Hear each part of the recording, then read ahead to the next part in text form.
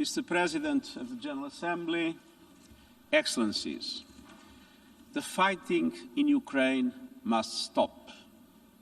It's raging across the country from air, land and sea. It must stop now. Russian missile and air bombardments have been pounding Ukrainian cities day and night. The capital, Kyiv, is encircled from all sides. In the face of the continuing attacks, Kyiv's 3 million residents are being forced to seek safety in their homes, improvised bomb shelters, and the city's subways. The Ukrainian government has distributed a meaningful number of arms to the population with the stated objective to participate in the defense of the country. According to UNHCR, 500,000 Ukrainians have fled across the country's borders. Although Russian strikes are reportedly largely targeting Ukrainian military facilities, we have credible accounts of residential buildings, critical civilian infrastructure, and other non-military targets sustaining heavy damage. This escalating violence, which is resulting in civilian deaths, including children, is totally unacceptable. Enough is enough. Soldiers need to move back to their barracks, and leaders need to move to peace. Civilians must be protected. International humanitarian and human rights law must be upheld. The sovereignty, independence, and territorial integrity of Ukraine within its internationally recognized borders must be respected, in line with General Assembly resolutions. Mr. President, we are facing a tragedy for Ukraine, but also a major regional crisis with potentially disastrous implications for us all. Yesterday, Russian nuclear forces were put on high alert. This is a chilling development. The mere idea of a nuclear conflict is simply inconceivable. Nothing can justify the use of nuclear weapons. Mr. President, we face what could easily become Europe's worst humanitarian and refugee crisis in decades, with the numbers of refugees and internally displaced multiplying by the minute. I am grateful for the compassion, generosity and solidarity of Ukraine's neighbors who are taking in those seeking safety. It is important that this solidarity is extended without any discrimination based on race, religion or ethnicity. The neighboring countries will need all our support in the days and weeks to come. The United Nations will continue to assist with these efforts. Mr. President, on Saturday, I spoke with President Zelensky and assured him that the United Nations would not abandon the Ukrainian people and conveyed our determination to enhance humanitarian assistance. Even before the events of the past week, the UN was providing some 3 million people on both sides of the contact line with humanitarian assistance. The United Nations is now working 24/7 to access humanitarian needs and scale up the delivery of life-saving support to many more people desperate for protection and shelter, particularly women and children, elderly people, and those with disabilities.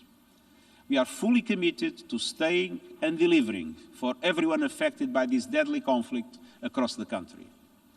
Some of our personnel are expanding existing programs, and others are preparing new operations to get help to those who need it fast. I want to highlight 3 concrete actions. First, I've allocated $20 million from the Central Emergency Response Fund to support emergency operations along the contact line in the eastern oblasts of Donetsk and Luhansk and in other parts of the country. These will allow us to help more vulnerable people get the basics, shelter, food, water and health care as soon as possible. Second, I have appointed Amin Awad as the UN Crisis Coordinator for Ukraine. He will liaise with the government and with all relevant actors on the ground, supported by the resident and humanitarian coordinator and the UN country team. At the same time, we are bringing together partners in and outside the country and surging personnel into the country. Third, tomorrow we will launch 2 coordinated emergency appeals for Ukraine and the region.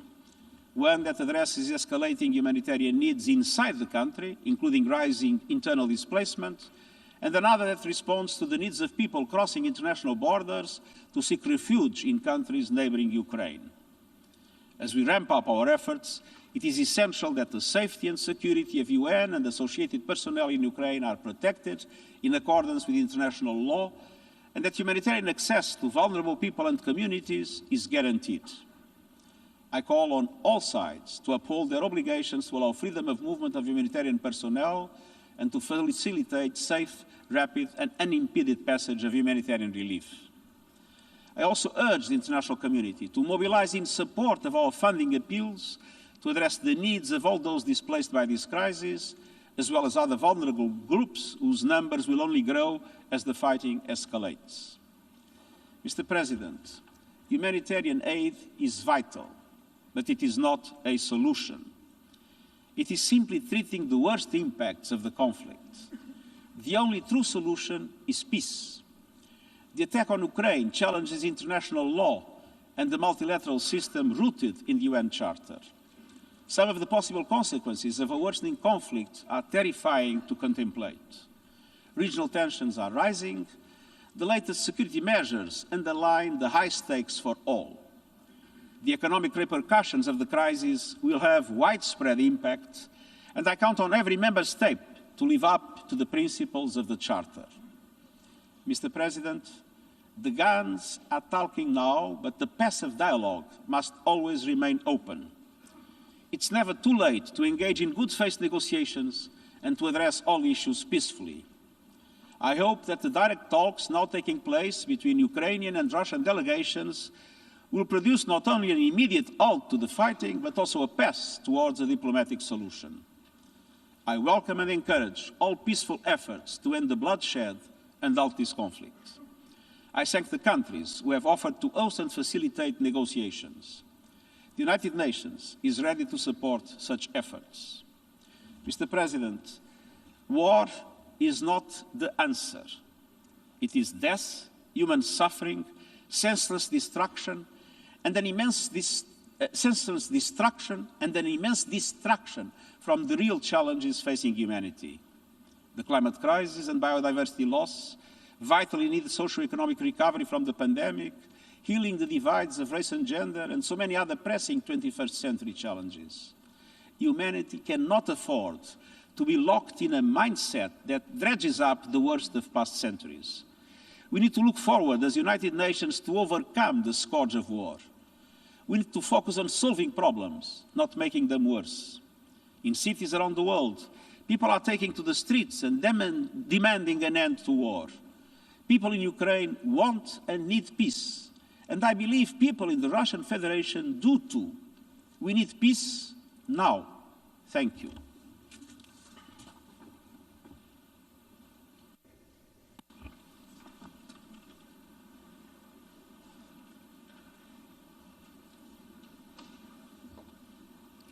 I thank the Secretary General for his statement.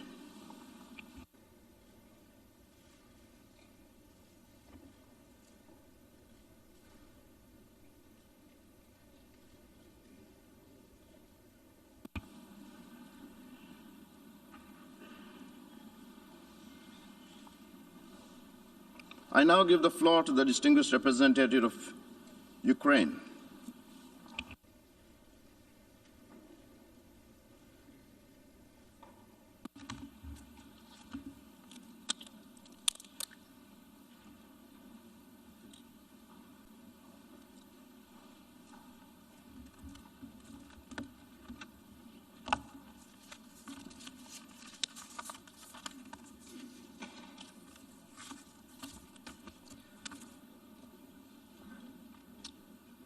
Mr. President, Secretary General, for the first time since the United Nations was born, there is a full-fledged war in the center of Europe. Everyone in this hall and everyone in the world knows that Russia, and Russia alone, started this invasion now facilitated by Belarus. This war was not provoked. It was chosen by someone who is right now sitting in the bunker. know what happened with the person who sat in the bunker in Berlin in May 1945.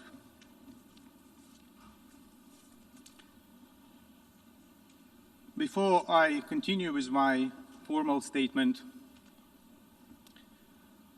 I would like to switch to Russian and invite you to put on the headphones,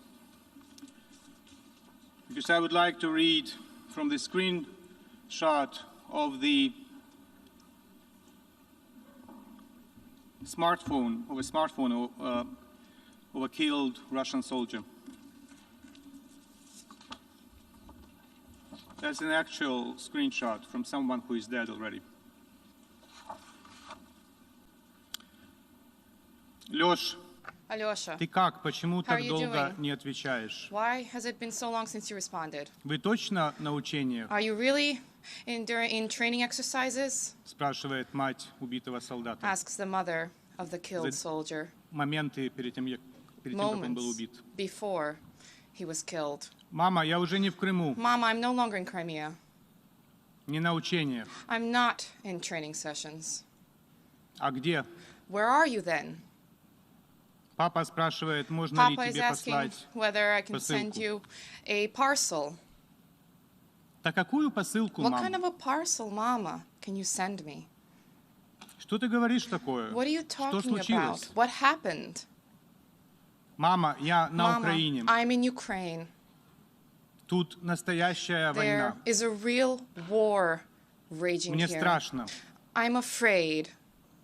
Мы бьем по всем городам. We are bombing Подряд. all of the Даже cities по мирным together, even targeting civilians. Нам сказали, что они We нас were будут told приветствовать. that they would welcome us, А они кидаются под нашу and технику. they are falling under И не our дают armored проехать. vehicles, throwing themselves under the wheels and not allowing us to Называют pass. нас They фашистами. call us fascists. Мама, мне очень тяжело. Mama, this is so In hard. several moments he was killed. And this was several moments before he was killed. Imagine, if you want to just visualize the magnitude of the tragedy, you have to imagine next to you, next to every nameplate of every single country in this General Assembly, more than 30 souls of killed Russian soldiers already. Next to every name of every single country in this assembly. 30 plus killed Russian soldiers. Hundreds of killed Ukrainians. Dozens of killed children. And it goes on and on and on.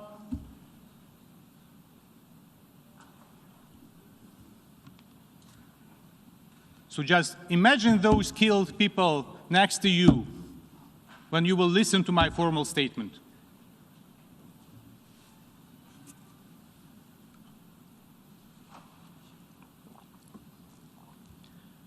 Big militarized power seeking for geopolitical greatness has launched a full-fledged military offensive against a smaller neighbor aimed at invading the country. Deadly airstrikes dropped on civilians' heads across the entire country, and the Russian troops crossed Ukraine's borders from the territory of Russia, Belarus, and the occupied parts of Ukraine's Donbas and Crimea. Does it remind you of something, doesn't it? Indeed. Very clear parallels could be drawn with the beginning of the Second World War, too. And Russia's course of action is very similar to what their spiritual mentors from the Third Reich employed on the Ukrainian land 80 years ago.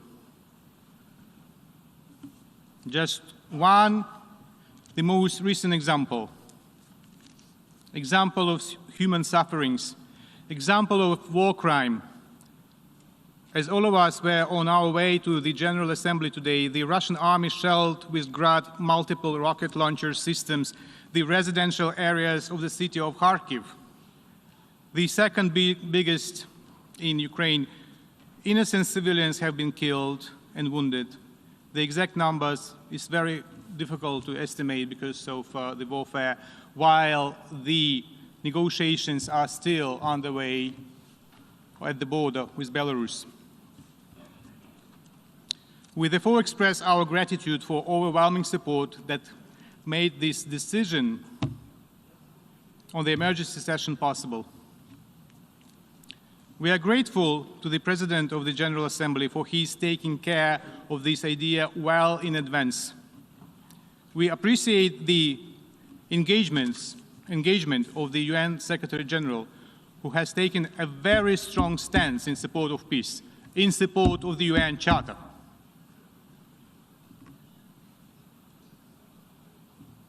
We have been prompted to call for an emergency special session as the level of the threat to the global security has been equated to that of the Second World War, or even higher, following Putin's order to put and alert Russian nuclear forces. What a madness. If he wants to kill himself, he doesn't need to use nuclear arsenal. He has to do what the guy in Berlin did in a bunker in May 1945. The Security Council addressed the issue of the Russian war against Ukraine, and the decision was not adopted due to the obvious reason. The country attempting to occupy Ukraine since 2014 has occupied the seat of the Council's permanent member since 1991. Therefore, we do not accept the Russian logic that the Security Council was unable to act due to one-sided and unbalanced approach. The only guilty party is the Russian Federation.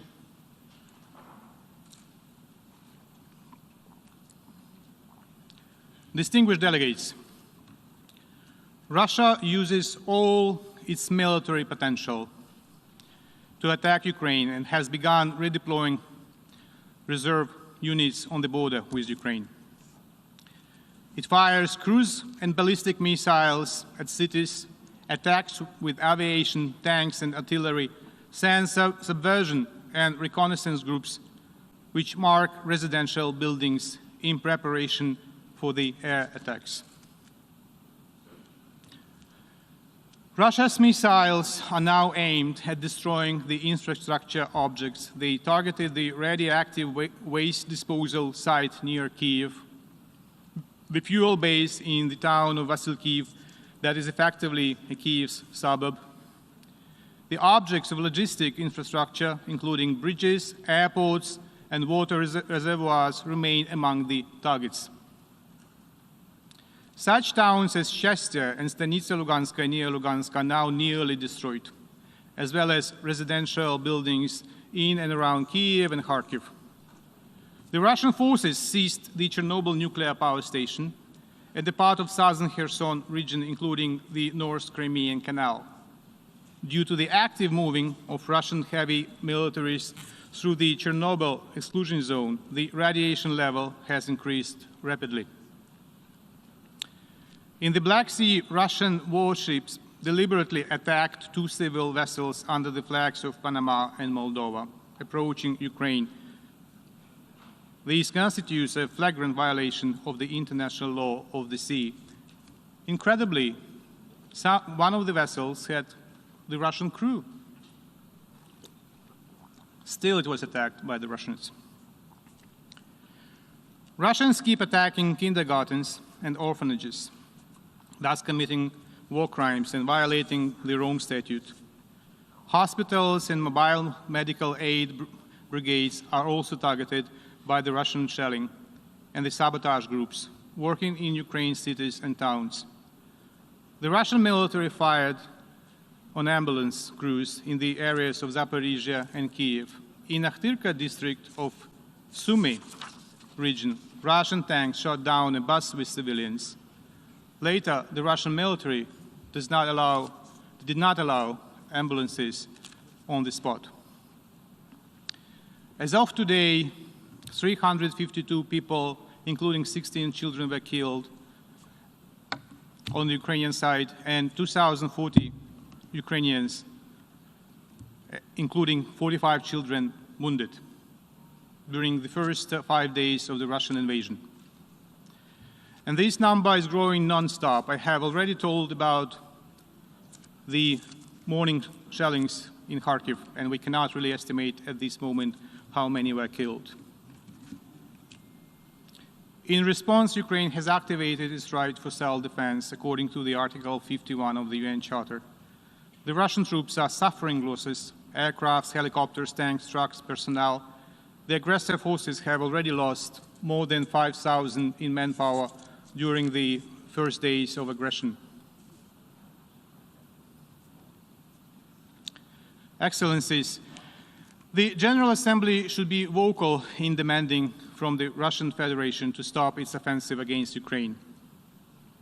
In recognizing Russian actions as an act of aggression against a sovereign and independent state, in demanding from Russia to immediately, completely, and unconditionally withdraw its forces from the territory of Ukraine within its internationally recognized borders, in demanding from the Russian Federation to reverse the decision related to the status of certain areas of Donetsk and Lugansk regions of Ukraine, in demanding full compliance with the provisions of international humanitarian law. The General Assembly should also be clear with regard to the treacherous role of Belarus and its involvement in aggression of the Russian Federation against Ukraine. Distinguished members of the General Assembly, what is happening now in Ukraine has already had the security and humanitarian implications for all of you. Immediately for Europe, a bit later for the rest, including in terms of food security, energy security, financial markets, collapse of the economies. Last September, my president said, while delivering his statement at the high-level segment of the 76th session of the General Assembly, and I quote, "I understand that criticism of the UN is often heard, but we criticize ourselves." End of quote. If we fail to respond now, we will face much more than criticism. We will face oblivion. It must not happen. Now it is time to act, time to help Ukraine, that is paying now the ultimate price for freedom and security of itself and of the world. If Ukraine does not survive, international peace will not survive. If Ukraine does not survive, the United Nations will not survive. Have no illusions.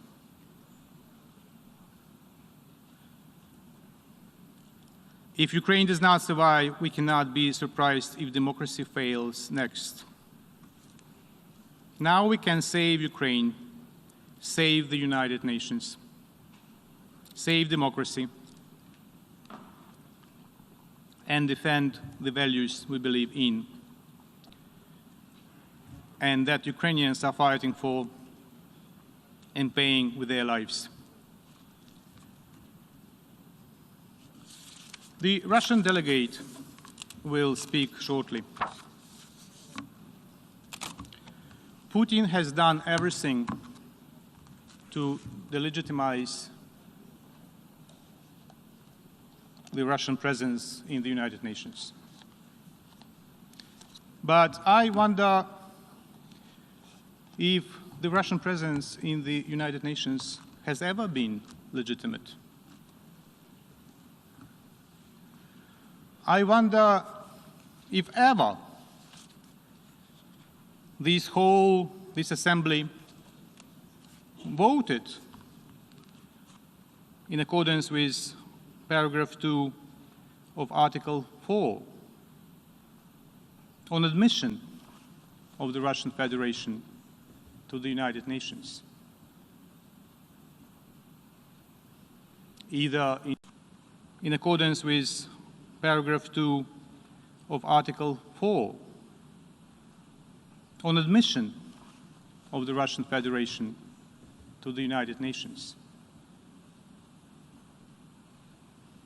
either in December 1991 or in January 1992, or wherever thereafter. I want to ask the delegates whose countries voted for admission of the Russian delegation to the United Nations to raise their hand, to confirm that Russia was admitted to the United Nations according to the Charter.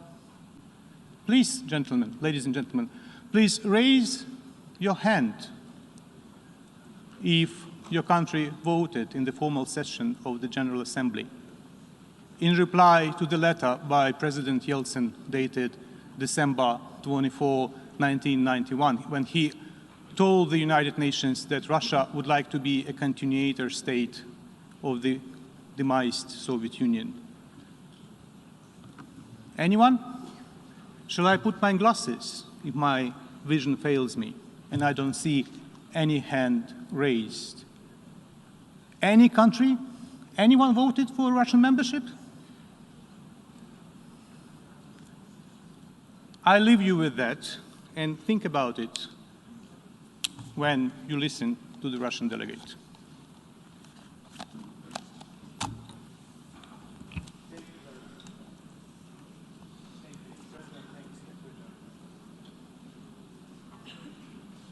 I thank the distinguished representative of Ukraine.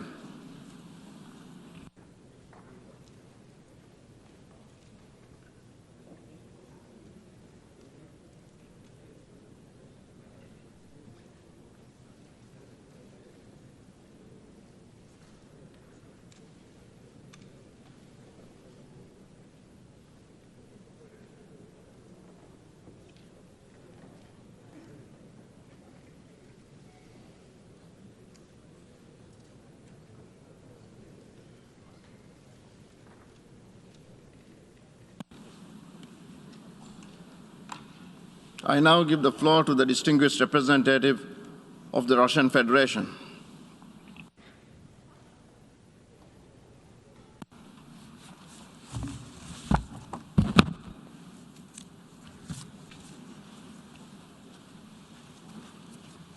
Господин председатель, господин генеральный секретарь, уважаемые коллеги, в последние дни украинский сюжет доминирует в информационном поле и занимает центральное место в Совете Безопасности ООН и теперь и на Генассамблее.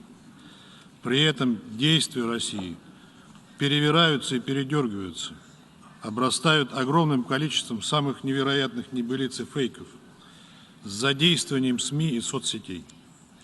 Поэтому я хочу сегодня подробно остановиться на причинах возникшей кризисной ситуации и ее возможных последствиях.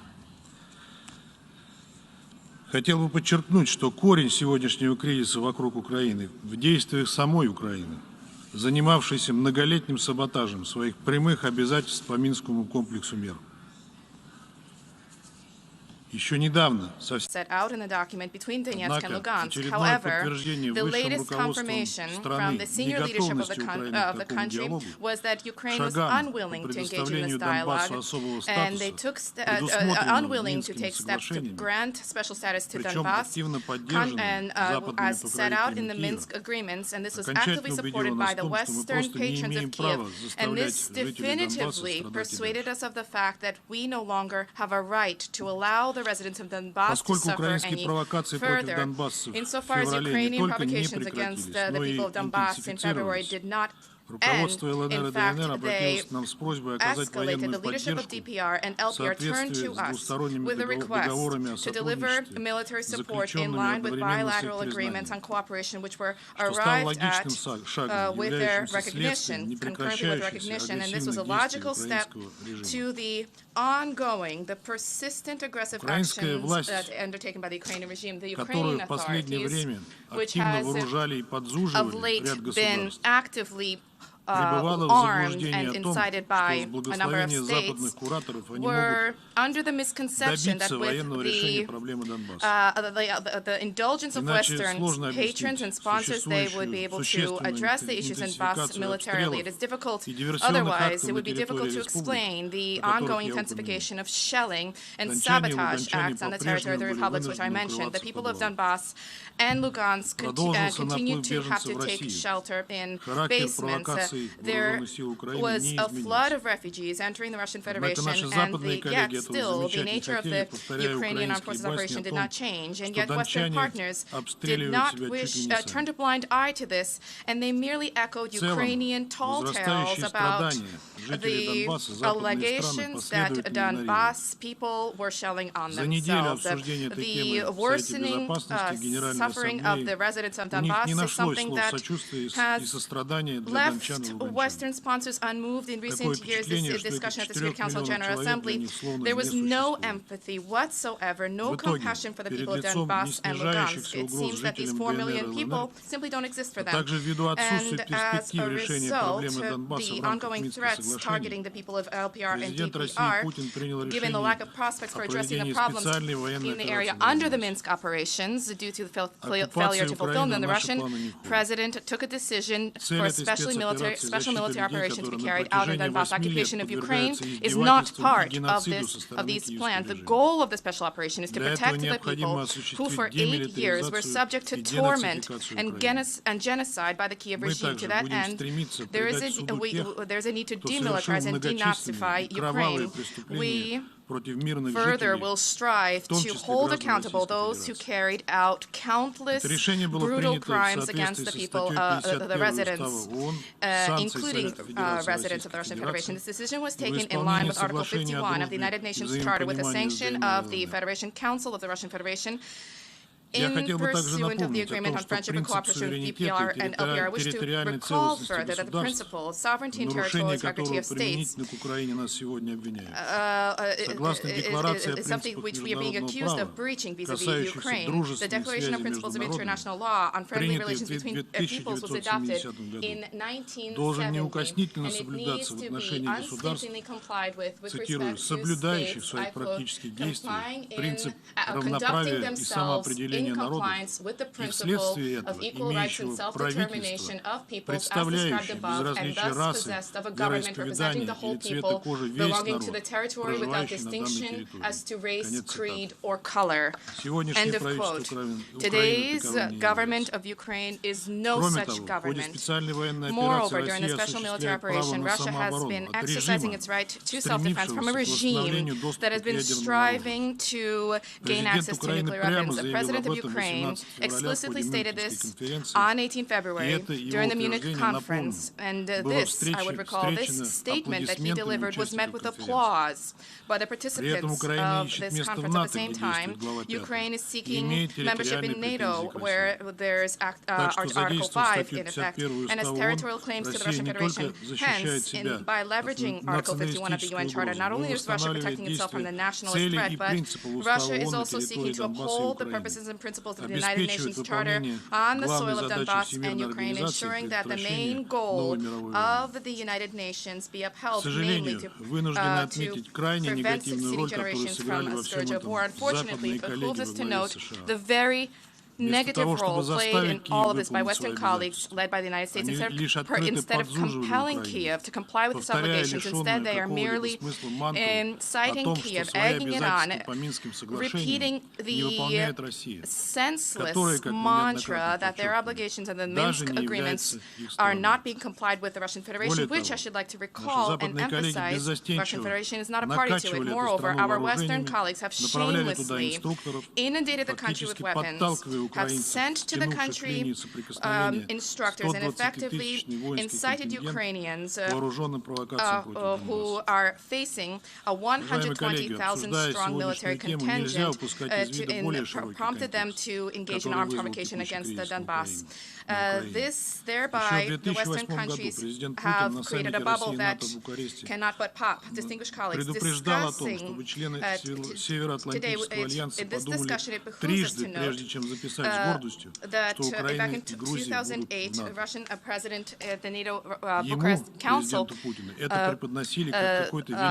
cautioned that members of NATO should think 3 times before proudly stating that Ukraine and Georgia will join NATO, and this was portrayed as some kind of a great compromise, which was immediately met with action plans undertaken in Ukraine and Georgia to join the alliance. At the same time, in 2014, there was a brutal anti-constitutional coup which took place in Kiev, as a result of which nationalists and radicals seized power, and their policy was to create an anti-Russia in Ukraine and to ensure that it joined NATO. And I will revisit that.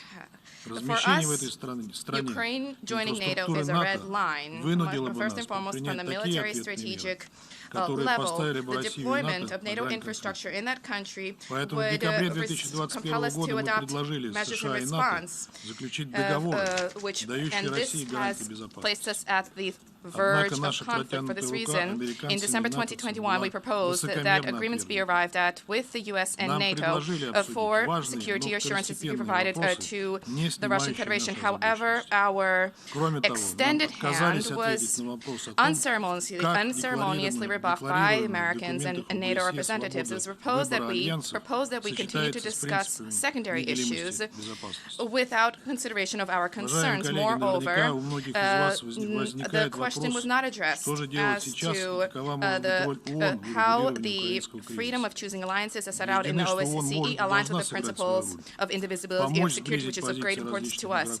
Probably many of you wonder what should be done now and what role can the United Nations play in addressing the Ukrainian crisis. We believe that the UN can and should play its role, help to bring the stakeholders' positions closer together and to eradicate the causes of conflict. The key role here, according to the Charter, should be played by and allies with the Security Council. However, attempts to calmly discuss this issue is something our partners did not deign to undertake. For this reason, the Russian Federation on 25 February voted against the anti-Russian and anti-Ukrainian draft resolution of the Security Council.